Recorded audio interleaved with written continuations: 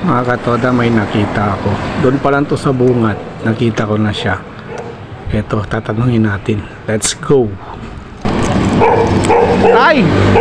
Nakita kita, layo kayo naglalakad. Saan kayo galing? Sa Pangulo. Anong ginawa nyo? Gumagawa kami ng Kalpintero kayo?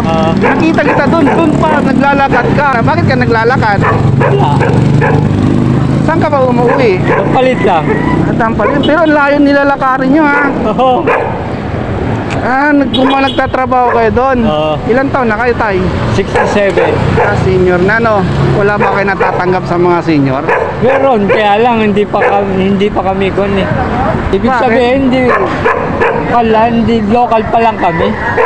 May local ba, ganun? Oo, may local, mayroong kon. Ganun ba yun?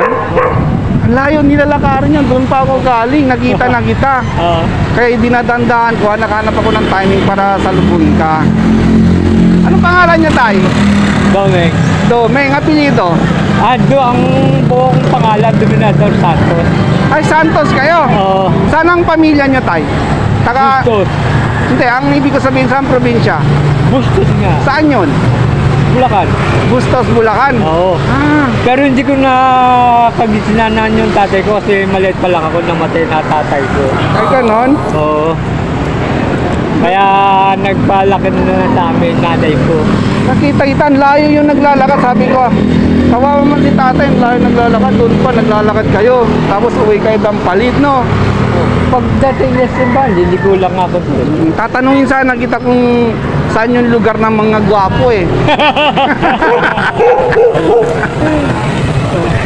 Sige, peace pump tayo. May bibigay ako sa'yo. Bigas. May bigas ba kayo sa bahay?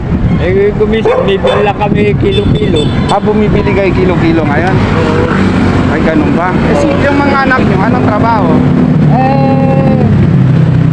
Yung isa kong anak, lahat sila may pamilya na. Ang pamilya na. Yung isa na lang ang wala sa akin, pero mga pinalalaki ko, yung mga apo ko. Ay, may apo nyo. Oo, yung isa binigay sa akin ng 4 na buwan.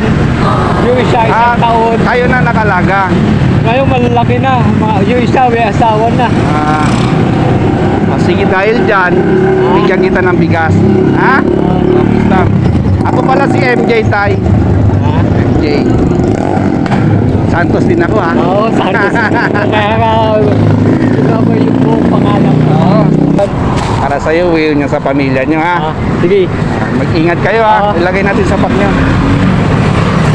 Yan, para ma-safety yung bigas, di ba?